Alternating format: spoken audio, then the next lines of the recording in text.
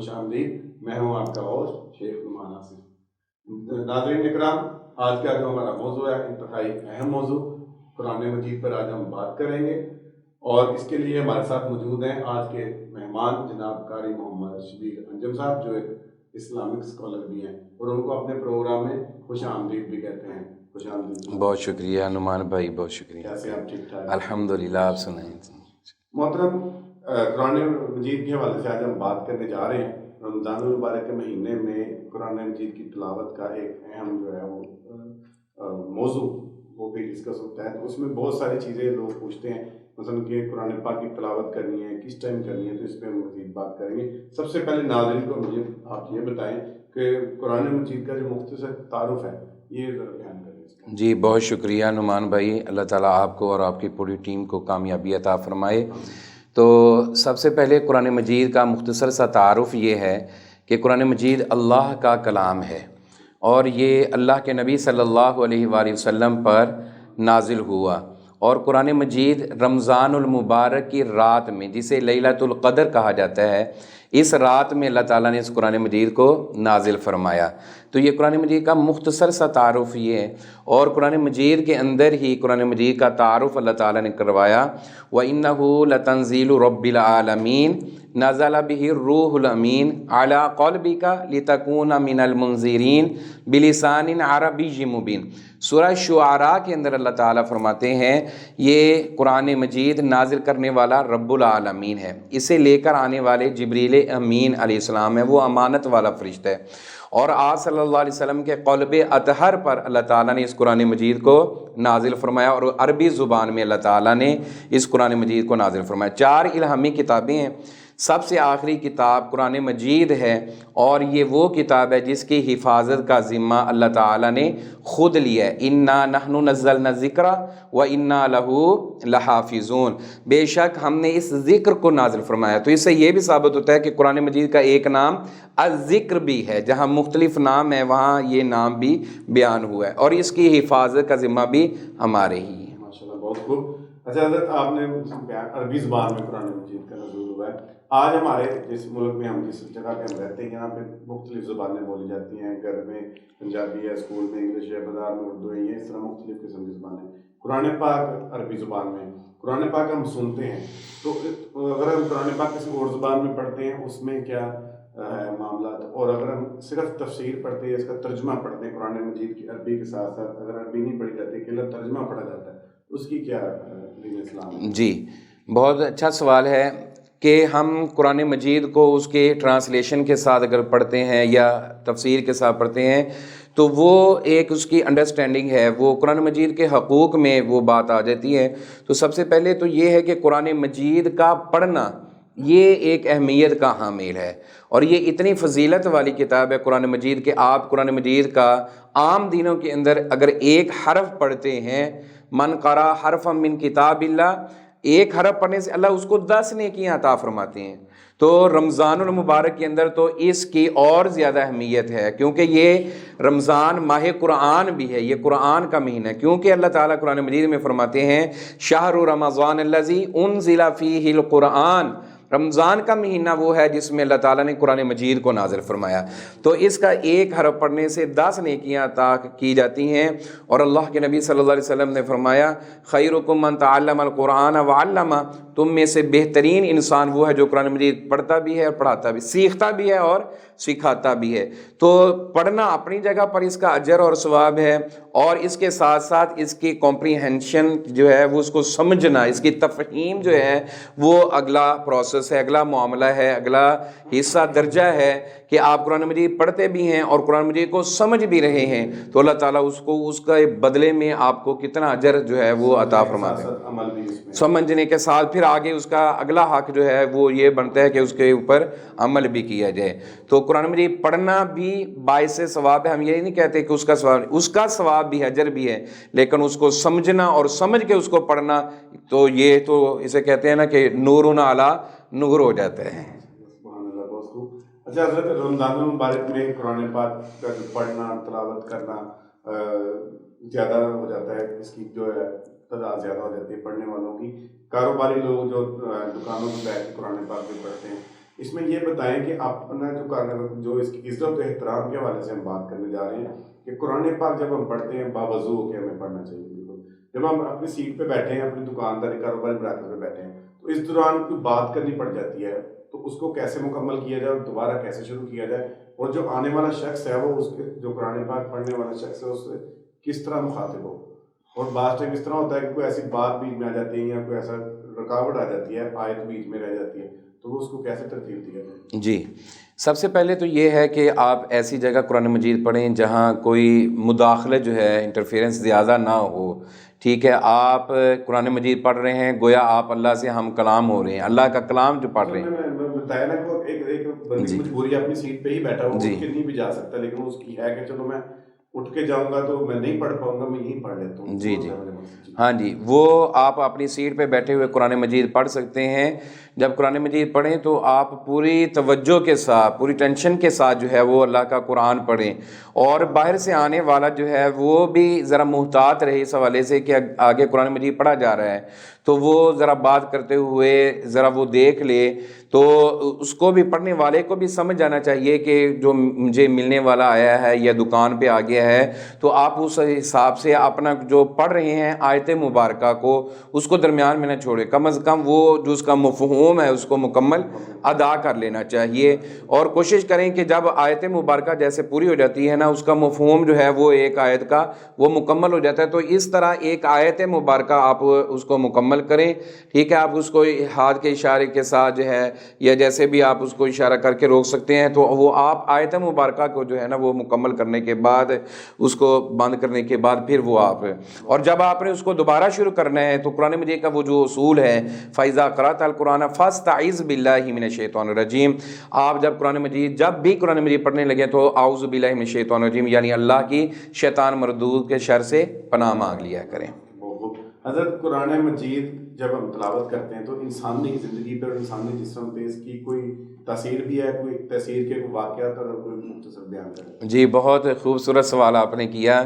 تاثیر کے حوالے سے قرآن مجید اپنی ایک تاثیر رکھتا ہے. حضرت عمر رضی اللہ تعالیٰ عنہ کے جو قبول اسلام کا واقعہ ہے, اگر ہم بالکل ان کو ان شارٹ دیکھتے ہیں تو قرآن مجید بہن نے پڑھ کر سنایا تھا. ایک روایت کے اندر یہ ہے کہ بہن سے قرآن مجید سنا تھا تو اللہ تعالیٰ نے ان کی کایا پلٹ دی, دل کی کایا جو ہے وہ پلٹ, انقلاب, یہ انقلاب والی کتاب ہے. تو قرآن مجید سننے کے بعد ان کے اوپر جو ہے وہ اثر ہوا. اسی طرح اگر ہم مختصر سا واقعہ دیکھیں, جب حضرت جعفر طیار رضی اللہ تعالیٰ عنہ نے نجاشی بادشاہ کے دربار کے اندر, جو عیسائی بادشاہ تھا ان کے دربار کے اندر, جو بڑا نیک دل رحم دل انسان تھا, تو اس کے دربار میں جب جا کر حضرت جعفر طیار رضی اللہ تعالیٰ عنہ جو کہ حضرت علی المرتضیٰ شیر خدا رضی اللہ تعالیٰ عنہ کے بھائی ہیں, انہوں نے قرآن مجید کی تلاوت کی تھی, تو قرآن مجید سن کر اس نجاشی بادشاہ کے اوپر جو اثر ہوا اللہ تعالیٰ نے اس کو بیان فرمایا, وَإِذَا سَمِعُوا مَا أُنزِلَ إِلَى الرَّسُولِ تَرَىٰ أَعْيُنَهُمْ تَفِيضُ مِنَ الدَّمْعِ مِمَّا عَرَفُوا مِنَ الْحَقِّ. تو اس کی آنکھوں سے آنسو جاری ہو رہے تھے جب ان کے سامنے اللہ کا قرآن پڑھا جا رہا تھا. تو قرآن مجید اپنی ایک تاثیر رکھتا ہے. بلکہ اگر میں یہ بات کہوں کہ اللہ کے نبی صلی اللہ علیہ وسلم جب طائف سے واپس آئے, مکے والوں نے آپ پر ظلم و ستم کیا, نبی اکرم صلی اللہ علیہ وسلم طائف کی وادی میں گئے, وہاں پر بھی آپ صلی اللہ علیہ وسلم پر جو پتھر برسائے گئے, آپ صلی اللہ علیہ وسلم واپس آئے تو آپ صلی اللہ علیہ وسلم کا قرآن سننے کے لیے اللہ تعالیٰ نے جنات کی ایک جماعت کو بھیج دیا تھا. اور قرآن مجید میں اللہ نے ایک سورت نازل فرما دی جس کا نام بھی سورۃ جن ہے, اور اس واقعے کو پورے کو بیان فرمایا. اور انہوں نے یہ کہا تھا کہ ہم نے ایسی کتاب کو سنا ہے جس کے اندر ہدایت ہی ہدایت ہے. یا قومنا اجیبوا داعی اللہ, اللہ کے داعی کی یعنی محمد الرسول اللہ صلی اللہ علیہ وسلم کی بات کو مان لیں, اس کے اندر ہی امن ہے, اسی کے اندر کامیابی ہے. یہ تو ناظرین قرآن مجید ہدایت کی کتاب ہے, لازمی پڑھیں. قرآن مجید جو رمضان المبارک میں بھی پڑھیں اور سارا سال بھی پڑھیں. یہاں پہ وقت ہوا چاہتا ہے ایک چھوٹی سی بریک ہے, ملتے ہیں بریک کے بعد.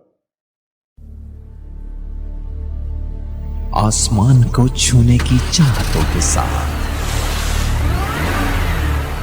خواہشوں کو چھت دے کر یہ ڈالتے ہیں نئی ترقی کی, اور یہ ہے Tahir estates, steel monuments manufacturers, project marketing, town developer and builder, Tahir estates, Sahiwal का सबसे पहला और वाहिद इंटरनेशनल ISO सर्टिफाइड इदारा और चैम्बर ऑफ कॉमर्स की तरफ से बेस्ट अचीवमेंट अवार्ड हासिल कर चुका है, जिन्होंने साहिवाल में रेजिडेंशियल और कमर्शियल प्रॉपर्टी में मार्केटिंग को दी एक नई पहचान। साहिवाल में कामयाब प्रोजेक्ट्स, जीवन city, safari city Okara, Al Razzaq Vilas, Eden garden, Gulshan Zainab, Farid Avenue, अलहम्रा block, Sahiwal Estates, and new project in Arifala Defence City Housing Scheme.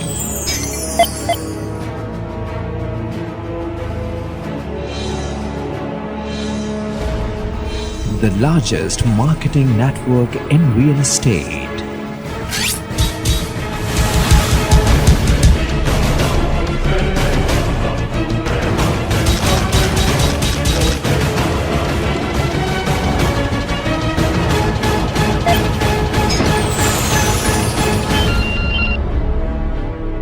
Tahir Estates, Commercial Plaza number 1, Jeevan City Phase 1, Main Mudhali Road, Sahiwal. UN number 923041110300.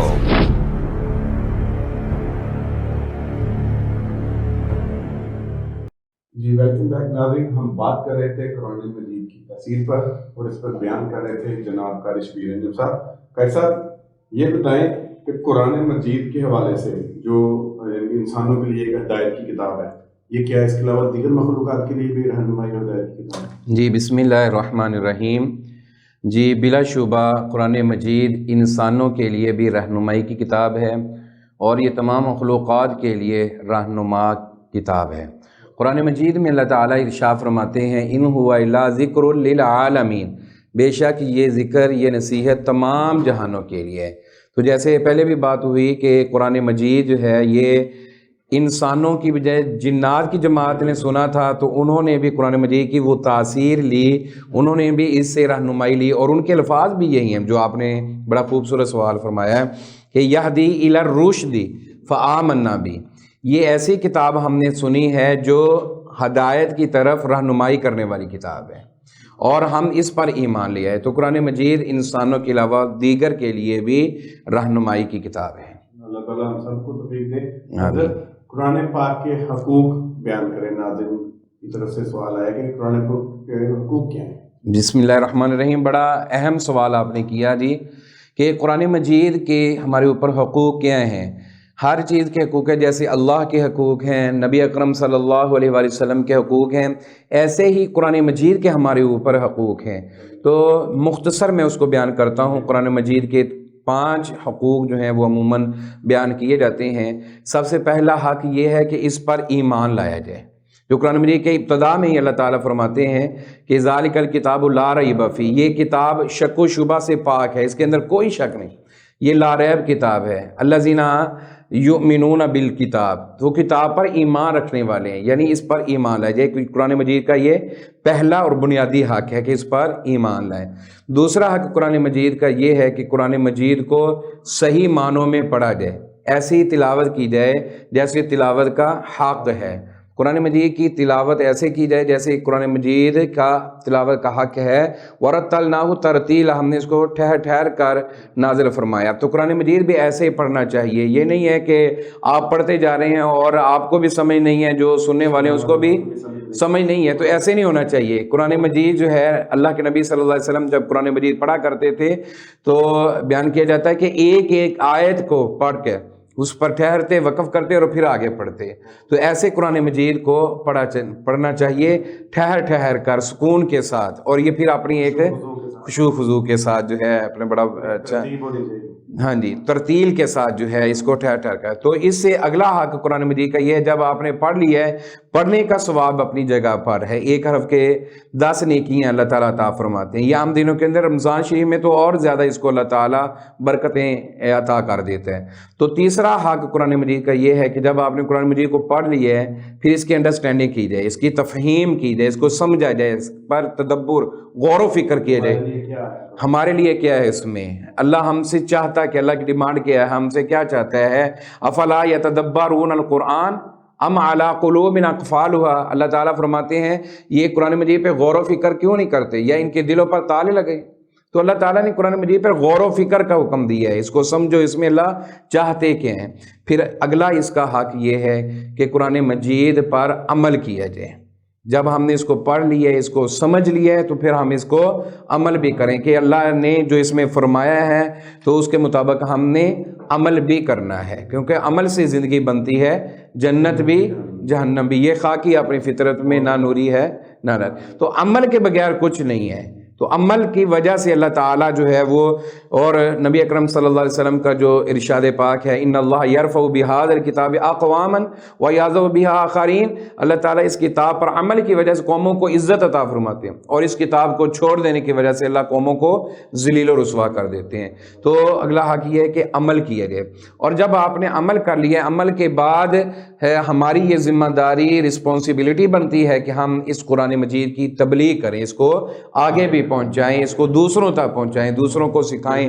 اور ہاں جی یہ بھی حق ہے. اور پھر وہ کہ اللہ کے نبی صلی اللہ علیہ وسلم نے فرمایا تم میں سے بہترین انسان وہ ہے جو قرآن مجید سیکھتا بھی ہے اور قرآن مجید سکھاتا بھی ہے.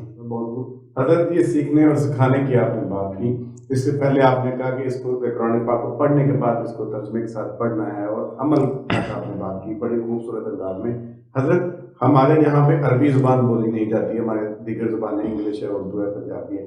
تو کیا قرآن پاک جو عربی کے علاوہ اردو زبان میں پڑھا جا سکتا ہے, یا دوسرے ممالک میں انگلش میں ہے, انڈیا میں ہندی میں ہے, تو کیا اس کی فضیلت ایک جیسی ہے, یا عربی میں الگ فضیلت ہے اور باقی زبانوں میں الگ فضیلت ہے؟ جی بالکل ایسے ہی ہے کہ جب آپ جو اصل کتاب ہے قرآن مجید عربی متن کے ساتھ, اس کا پڑھنا جو ہے وہ اس کی فضیلت ہے. باقی آپ اگر کوئی بندہ اس کو سمجھنا چاہتا ہے تو وہ اس کا سہارا لیتا ہے ٹرانسلیشن کا, اردو کے اندر سمجھنا چاہتا ہے, پنجابی کے اندر اس کے تراجم جو ہے مختلف زبانوں میں موجود ہیں. ٹھیک ہے, ہر زبان کے اندر عموماً اس کی ٹرانسلیشن جو ہے وہ موجود ہے. تو جو لوگ اس کو پڑھتے ہیں, سمجھتے ہیں, اس کے ٹرانسلیشن پڑھ کر, تو اللہ تعالیٰ اس کو اس کے سمجھنے کی وجہ سے بھی اس کا اجر اور ثواب جو ہے سمجھنے کی حد تک دیگر زبانوں میں ہم پڑھ سکتے ہیں. جی فضیلت اس کی عربی زبان میں, فضیلت وہ اصل کتاب کی جو ہے. ٹھیک ہے. اچھا حضرت قرآن پاک پڑھنا اور اس کو یاد کر کے حفظ کر لینا اور حافظ قرآن بن جانا, سبحان اللہ, بڑا خوبصورت آپ کا سوال ہے. اور ماشاءاللہ یہ ہمارے لیے یہ اعزاز ہے الحمدللہ کہ اللہ تعالیٰ نے ہمیں قرآن مجید کا جو ہے وہ حافظ بنایا. الحمدللہ جو بندہ قرآن مجید کو حفظ کرتا ہے, قرآن مجید کا یاد کرتا ہے, قرآن مجید کا قاری بن جاتا ہے, اللہ تعالیٰ اس کو دنیا میں بھی عزتیں دیتا ہے. اللہ دنیا میں بھی اس کو پروٹوکول دیتا ہے کہ کتنی برادری جو ہے وہ لوگ اکٹھے ہوتے ہیں اور ایک حافظ صاحب قرآن کے قاری کے پیچھے وہ نماز ادا کرتے ہیں. تو یہ دنیا میں اس کا اعزاز اللہ نے اس کے لیے رکھا ہے. اور یہی اعزاز جب قیامت والے دن اس کو حافظ قرآن کو نصیب ہوگا, وہ کیا ہوگا کہ جب اللہ تعالیٰ فرمائے گا قرآن مجید کے حافظ کو اپنے سامنے کھڑا کرے گا, تو اللہ تعالیٰ فرمائے گا کہ قرآن کے حافظ, قرآن پڑھنے والے, اقرأ وارتقی ورتل کما کنت ترتل فی الدنیا, اے قرآن کے حافظ پڑھتا جا اور جیسے تو دنیا میں ٹھہر ٹھہر کا, جیسے ہم نے وہ حقوق کی بات کی کہ ٹھہر ٹھہر کا قرآن مجید کو پڑھنا چاہیے. تو ناظرین یہ قرآن کے حافظ کو یہ جو مقام مل رہا ہے وہ کیا ہے کہ قرآن کے حافظ تو پڑھتا جا اور جنت کی منزلیں چڑھتا جا. جہاں والناس کی سین آ جائے گی وہاں ایک حافظ قرآن کا مقام آ جائے گا. تو جتنی قرآن مجید کی آیات ہیں جتنی قرآن مجید کی آیات ہیں اتنا ایک مقام اور درجہ اللہ تعالیٰ نے حافظ قرآن کا بلند فرما دیا ہے۔ یہ اعزاز، اور یہ صرف حافظ قرآن کے لیے تو یہ اعزاز، اور اس کو اور کیا پروٹوکول مل رہا ہے، اور کیا اعزاز مل رہا ہے کہ اللہ کے نبی صلی اللہ علیہ وسلم نے فرمایا حافظ قرآن کے والدین کو بلایا جائے گا۔ صرف اس کو حافظ قرآن کو یہ شان نہیں ہے، اس کے والدین کو بھی، جنہوں نے محنت کی، جنہوں نے اس کو بچے کو، اپنے بیٹے کو، اپنی بیٹی کو اس کام پہ لگایا ہوگا، اس کے لیے چھوڑ کر آئے، محنت کی، اس کے لیے وقت نکالا، محنت کرتے رہے، اس کے لیے دعائیں کرتے رہے، اس کو کتنا اجر ہے۔ تو قیامت والے دن اللہ تعالیٰ حافظ قرآن کے والدین کو ایسا تاج پہنائے گا جس کی روشنی آسمان کے سورج اور چاند سے بھی زیادہ۔ لوگ دیکھیں گے یہ کون لوگ ہیں، تو بتایا جائے گا یہ وہ لوگ ہیں جن کے بیٹے اور بیٹیاں قرآن کے حافظ ہیں، جن کے بچے حافظ ہیں۔ سورج کی روشنی پوری دنیا کو روشن کرتی ہے، پوری دنیا، چاند اور سورج کی زیادہ اس کی روشنی، اور وہ لوگ دیکھ رہے ہوں گے یہ قرآن کے حافظ اور قاری کے والدین ہیں جن کو اللہ تعالیٰ نے یہ اعزاز عطا فرمایا۔ آمین آمین آمین۔ اچھا حضرت، ایک اور معاملہ ہے سامنے، اس میں کہا جاتا ہے کہ عام انسان کے پیچھے جو شیطان ہے اس کی قوت اور ہوتی ہے، اور حافظ قرآن کے جو ساتھ ہے اس کو گرگلانے میں اور گمراہ کرنے میں اس کی قوت اور تعداد زیادہ ہوتی ہے، اس میں کیا حقیقت ہے؟ جی، ایک بات آپ نے یاد رکھنی ہے، میں محترم ناظرین کے سامنے بھی کرنا چاہوں گا کہ شیطان جو ہوتا ہے نا، شیطان وہاں حملہ کرتا ہے جہاں کوئی چیز اس کو ملتی ہے۔ چور جو ہے نا، چور بھی وہاں چوری کرتا ہے جہاں اس کو کوئی چیز نظر آتی ہے، اس کو خزانہ ملتا ہے کہ یہاں خزانہ دبا ہوا ہے، یہاں خزانہ موجود ہے، یہاں موجود ہے، تو چور وہاں چوری کرتا ہے۔ تو شیطان بھی ایسی جگہ پر حملے کرتا ہے، جیسے نبی اکرم صلی اللہ علیہ وسلم نے فرمایا کہ خنزب نامی شیطان جو ہے وہ نماز کے اندر، جب تم نماز شروع کرتے ہو تو وہ نماز کے اندر آ جاتا ہے، اور نماز کے اندر آ کر بندے کو وسوسے ڈالتا ہے، یہ یاد کر، یہ یاد کر۔ تو ایسے ہی قرآن کا جو حافظ ہے، قرآن پڑھنے والا ہے، چونکہ شیطان جو ہے وہ اللہ کے مقابلے میں آتا ہے اور اللہ کے مقابلے میں کھڑا ہونا چاہتا ہے، تو وہ آ کر حافظ قرآن کو، قرآن پڑھنے والے کو جو ہے وہ ورگلاتا ہے، گمراہی کی طرف لانے کی رکاوٹ ڈالتا ہے، اور کہتا ہے کہ یہاں اس کو چھوڑ دے، تو کیا کرے گا، یہ بن جائے گا، یہ بن جائے گا، لوگ جو ہیں وہ آگے نکل رہے ہیں دنیا کے اندر، تو کیا کرے گا اس کو پڑھ کر۔ تو وہ جو ہے نا، وہ اس کو کئی طریقوں سے، مختلف رنگینیوں کے اندر اس کو لا کر اس کو ورگلانے کی کوشش کرتا ہے۔ تو قرآن کا حافظ اور قرآن کے قاری کا اعزاز کیا ہے کہ جب وہ قرآن پڑھتا جاتا ہے تو قرآن کی برکت کے ساتھ، قرآن کے نور اور روشنی کی وجہ سے اللہ تعالیٰ اس کے شیطان کو جو ہے نا وہ وہاں سے بھگا دیتا ہے۔ لا حول ولا قوت الا باللہ کا کثرت کے ساتھ استعمال، اللہ کے نبی صلی اللہ علیہ وسلم پر درود و سلام اور قرآن مجید پر عمل، اور اس کو سینے سے لگا لینا، اللہ تعالیٰ اس کی وجہ سے عزت عطا کر دیتے ہیں۔ اور اس میں آپ کی ایک بات میں ایک سوال پیدا ہوتا ہے، آپ نے کہا کہ حافظ قرآن یا نماز کے دوران شیطان آتا ہے، جب ہم نماز شروع کرتے ہیں تو پڑھتے ہیں اعوذ باللہ من الشیطان الرجیم، پھر شیطان کیسے آ جاتا ہے، اس سے کیسے بچا جا سکتا ہے؟ جی، اس سے بچنے کا جو طریقہ ہے، اللہ کے نبی صلی اللہ علیہ وسلم نے فرمایا جب اذان ہوتی ہے نا، اذان کی آواز سن کر شیطان دم دبا کر بھاگ جاتے ہیں، ٹھیک ہے، اور جب وہ اذان کا وقت گزر جاتا ہے پھر وہ واپس آ جاتا ہے، ٹھیک ہے، اور وہ نماز کے اندر جو ہے وہ وسوسے ڈالنے کی کوشش کرتا ہے۔ دیکھیں، اپنے شیطان سے پناہ مانگ لی، لیکن بسا اوقات جو ہے وہ انسان کمزور ہوتا ہے، اس کا وہ لیول نہیں ہوتا، درجہ نہیں ہوتا، تو شیطان کی وہ جو ہے نا وہ خنزب نامی شیطان وہ انسان کو بہکاوا دیتا ہے۔ وہ جو اس نے کہا تھا نا کہ اے اللہ میں تیرے بندوں کو گمراہ کروں گا اور گمراہ کرنے کی کوشش کروں گا، تو وہ گمراہی کی طرف جو ہے وہ لانے کی کوشش کرتا ہے،